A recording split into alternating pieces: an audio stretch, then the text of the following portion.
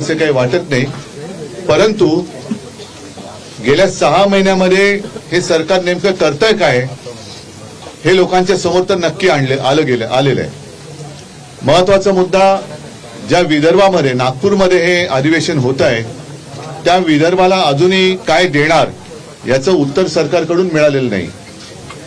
गोष्टी झाली, मग पीक कर्जाची गोष्ट असेल, आणखीन रोजगाराच्या काही संधी होत्या ज्या इथून येणारे उद्योग इतर राज्यामध्ये गेले, ती रोजीरोटीची हिरावून घेतली गेलेली संधी ही आपलं सरकार आपल्या विदर्भवासियांना कशी पूर्ण करून देणार आहे, असे एक ना अनेक विषय त्याची उत्तर अजून मिळालेली नाहीत.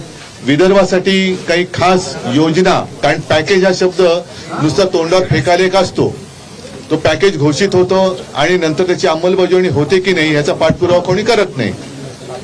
पण तरी देखील नेमक्या ठोस काही योजना या विदर्भासाठी या सरकारकडनं अद्याप तरी काही जाहीर झालेल्या नाहीत. त्या आज आणि उद्या 2 दिवस अजून आहेत, 1.5 दिवस आहे, सरकारकडनं त्याची अपेक्षा पूर्ण विदर्भ करतोय. कारण काल मी प्रसार माध्यमातून, आपल्या माध्यमातून म्हणा किंवा प्रिंट मीडियातून असं वाचलेलं आहे की इथले काही विचारवंतांनी आज सुद्धा आलेले आहे, उद्वेगाने असं एक मत व्यक्त केले की पाहुण्यांनो आता इकडे गोंधळ घालण्यापेक्षा परत जा. ही साहजिकच आहे, ही एकूण विदर्भवासियांची एक भावना आहे की तुमचं स्वागत आम्ही केलं, मोठमोठे बोर्ड्स आम्ही बघतोय, होर्डिंग बघतोय, माझ्यासकट सगळ्यांचे त्याच्यावरती फोटो आहेत, सत्ताधाऱ्यांचे आहेत.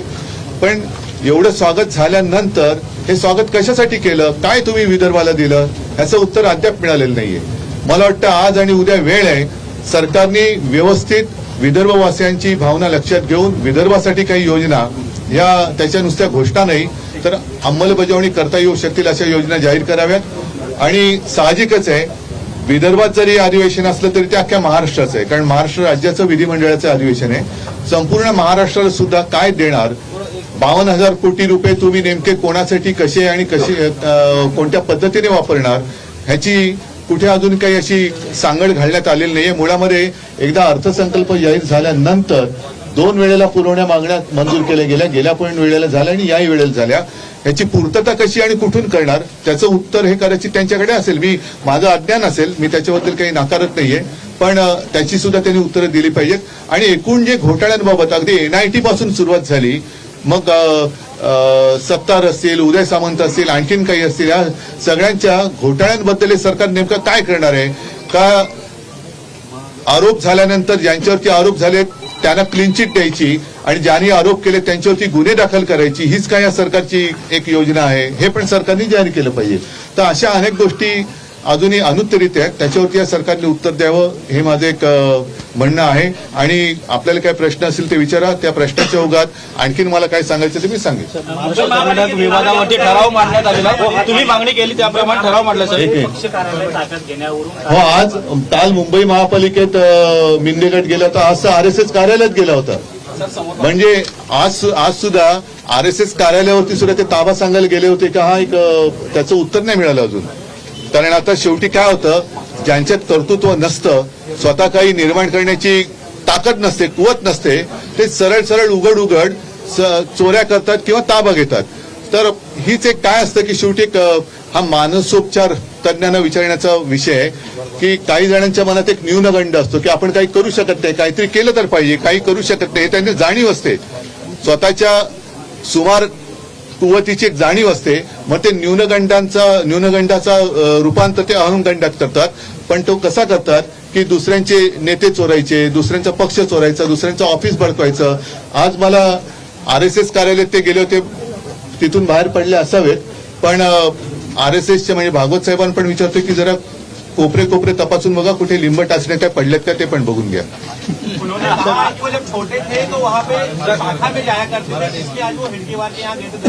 नहीं, ऐसे मैंने कहा ना कि कल जिस तरीके से उन्होंने हमारे ऑफिस का कब्जा करने की कोशिश की, शायद आज RSS की भी वही कोशिश की होगी कब्जा करने के लिए. कारण शेवटी यांची जी एक बुभुक्षित नजर आहे, ती नजर फार वाईट आहे, ज्याचा अनुभव आम्ही घेतला की जे काही चांगलं असेल ते आपण नाही करू शकत, तर ते चांगलं मिळवायचं कसं, कब्जा कसा घ्यायचा, ही त्यांची वृत्ती आहे.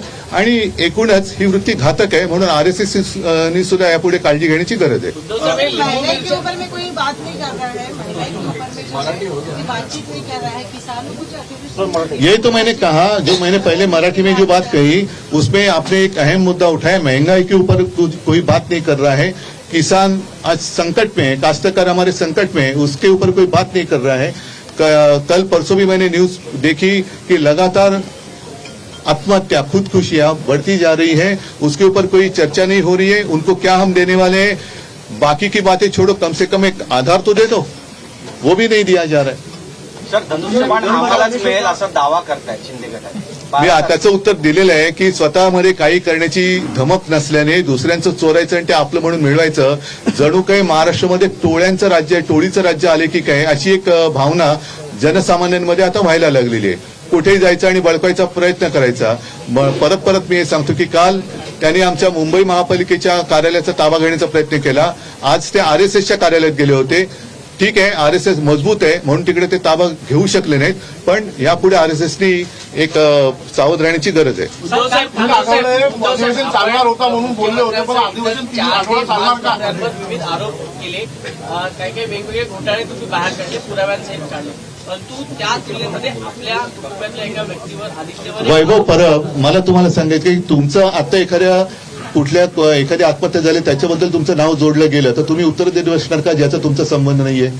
त्याच्यामुळे हा प्रश्न तुम्ही स्वतःला विचारा की तुमच्याबद्दल जर का अशी भावना झाली की एखाद्या महिलेने आत्महत्या केली जिचा तुमचा संबंधच नाही, ओळखत पण नाहीये, आणि सतत वैभव परबनी यांच्याबरोबर संबंध होते, वैभव परबचे संबंध होते, तर वैभव परबच्या आणि वैभव परबच्या कुटुंबियांचा काय दोष आहे, त्याच्यात उत्तर देणं वैभव परबचा काय संबंध आहे. काल मुख्यमंत्री आज विधान परिषदेमध्ये विरोधकांचा अंतिम आठवडा प्रस्ताव आहे. तुमच्या पक्षाच्या वतीनं विरोधी पक्षनेते अंबादास दानवे यांनीच तो पुढे ते मांडणार आहेत.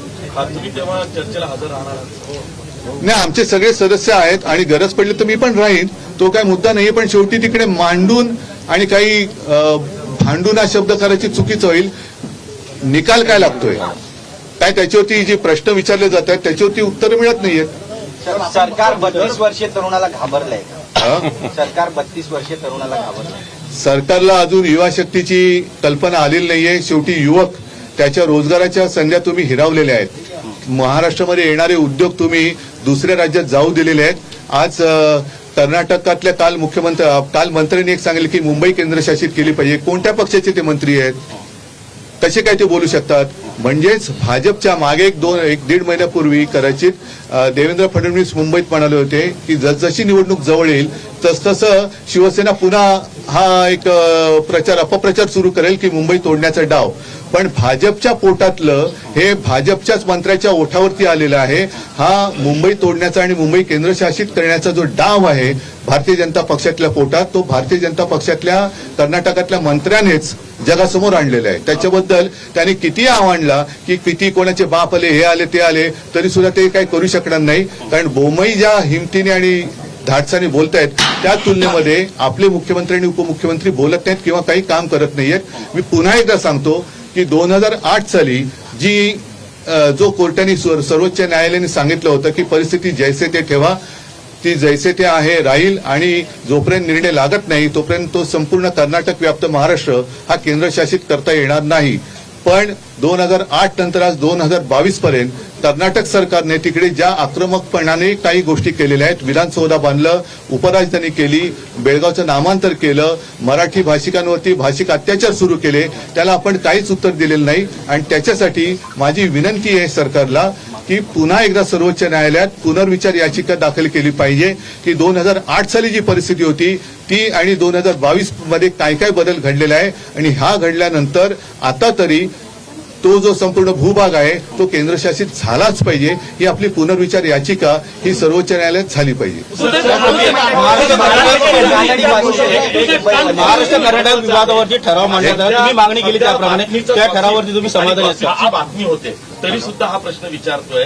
आज अशी चर्चा या संबंध विधान भवन वर्तुळामध्ये अशी आहे की राज्य सरकारचे एक मंत्री दीपक केसरकर हे विधान परिषदेचे उपसभापती डॉक्टर नीलम गोरे यांच्या कार्यालयात जाऊन भेटले. त्या संदर्भात तुम्हाला काही माहिती आहे का? मला असं वाटतं हा प्रश्न उपसभापती आणि त्यांनाच विचारा. मी तिकडे होतो का, मी काय बोललो का, ते काय बोलले का, हे सगळं त्याने, कारण तो शेवटी पुन्हा मला कल्पना नाही, मी त्याच्याबद्दल काय बोललो तर हक्कभंग वगैरे होऊ शकेल, कारण उपसभापतींचं ऑफिस होतं. महाराष्ट्र कर्नाटक सीमा विवादावरती ठराव मांडण्यात आला, तुम्ही त्या संदर्भात मागणी केली होती, ठराव मांडण्यात आला दोन्ही सभागृहावरती, त्या ठरावावरती तुम्ही समाधानी आहात? बघा, शेवटी मी तुम्हाला सांगितलेलं आहे की तो ठराव महाराष्ट्राच्या वतीने मांडला गेलेला आहे आणि महाराष्ट्राच्या वतीने मांडल्यानंतर त्याच्यामध्ये मी कधीही आडकाठी आणणार नाही, दुमत होणार नाही. मला जे काही पटलं मी त्याला आम्ही पाठिंबा दिलेला आहे, कारण महाराष्ट्राच्या हिताच्या बाजूने जे काय असेल त्याला आम्ही पाठिंबा देऊच. पण ते देताना आणखीन त्याच्यामध्ये काही आम्हाला ज्या गोष्टी असाविषय वाटतात त्या मांडणं हे आमचं कर्तव्य आहे. म्हणून हे आम्ही सरकारला सुद्धा सांगितलेलं आहे आणि तुमच्या माध्यमातून जनतेला पण सांगतो आणि तुमच्याच माध्यमातून पुन्हा सरकारला सांगतोय. घोटाळ्याचे आरोप होत आहेत, ते सर्व शिंदे गटाचेच मंत्री, एकही भाजप गटातील मंत्री नाही आहे आणि ते सर्वचे सर्व मंत्री ते तुमच्याच शिवसेनेचे आहेत. जेव्हाही तुम्ही त्यांच्या विरुद्ध जाता तेव्हा ते म्हणतात की 2.5 वर्षात काय केलं, आणि तुम्ही जे घोटाळ्याचा आरोप करताय ते त्यांच्यावर करताय आणि शिंदे गटातलेच ते मंत्री आहेत. काय सांगाल तुम्ही? हा विचार त्यांच्या गटातल्या मंत्र्यांनीच करायला पाहिजे की ही प्रकरणं नेमकी बाहेर येत आहेत कुठून आणि कशी, हा शोध त्यांनी घ्यावा. त्या सरकारचा कार्यकाळ बीजेपी पे निशाना राज्य सर, त्या कार्यकाळात आपण सीएम होतात. हो, होतो ना. पण याचा अर्थ असा नाही की त्या घोटाळ्यात माझा काय पाठिंबा होता. ज्या वेळेला आरोप झाले तेव्हा मी एका मंत्र्याचा राजीनामा घेतला ना, एका मंत्र्याचा राजीनामा घेतला, तो सुद्धा त्यावेळेला माझ्या शिवसेनेसोबत होता. तो आता नेमके कुठे आहेत माहिती नाही, पण आताही त्यांचं प्रकरण बाहेर आलेलं आहे. ते एक प्रकरणं बाहेर येतात आणि तुम्ही जो प्रश्न विचारला हा ज्यांची प्रकरणं बाहेर येतात त्यांनी विचार केला पाहिजे की हे आपल्याला आधार देतात की गाडतायत. सर, बीजेपी पे निशाना डाल रहे हैं. मैंने कहा बीजेपी का नाम लिया.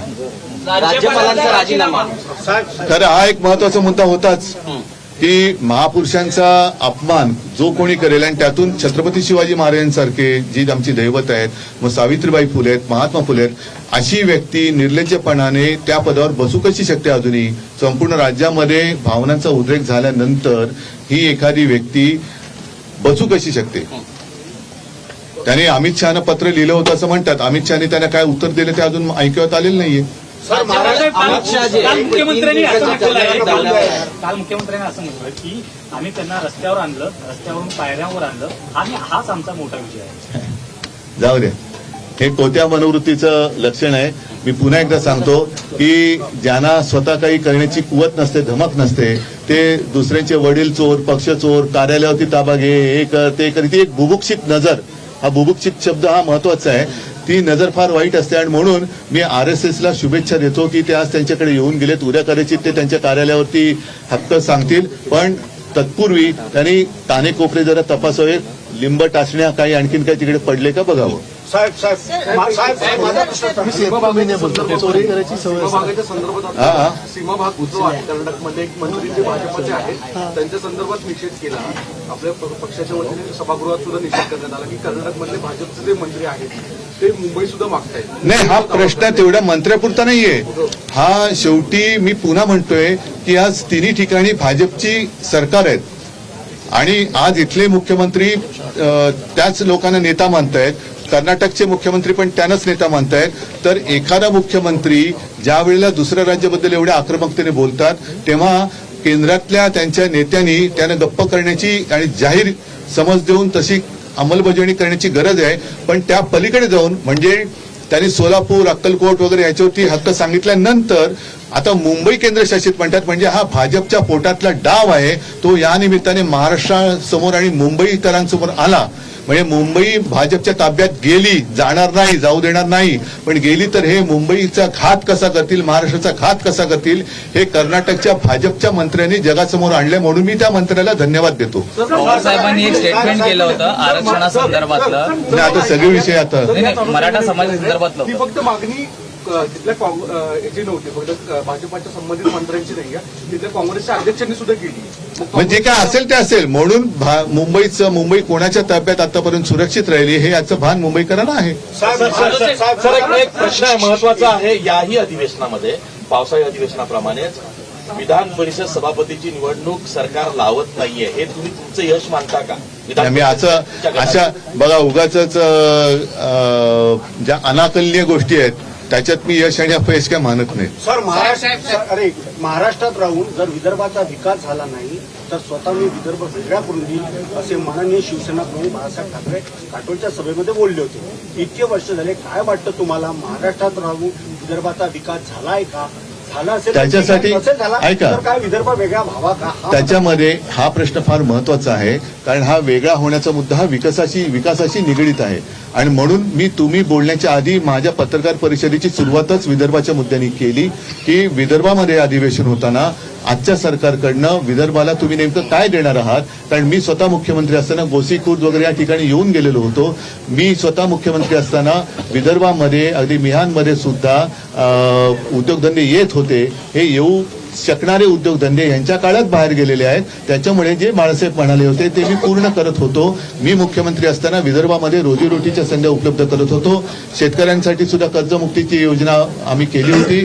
त्यावेळेला मी होतो, अजितदादा होते आणि माझे मंत्रिमंडळातले सर्व सहकारी याच मताचे आम्ही होतो आणि आजही आहोत की विदर्भासह संपूर्ण महाराष्ट्राचा विकास झाला पाहिजे. सर, त्या उद्योगांना आपण व्यवस्थित ट्रीट केलं नाही किंवा जागा मिळाली नाही म्हणूनच ते उद्योग गेले असा आरोप देखील त्यांनी केला होता. नाही, हे त्यांनी केले म्हणून. आमच्या वेळेला ते येत कसे होते मग?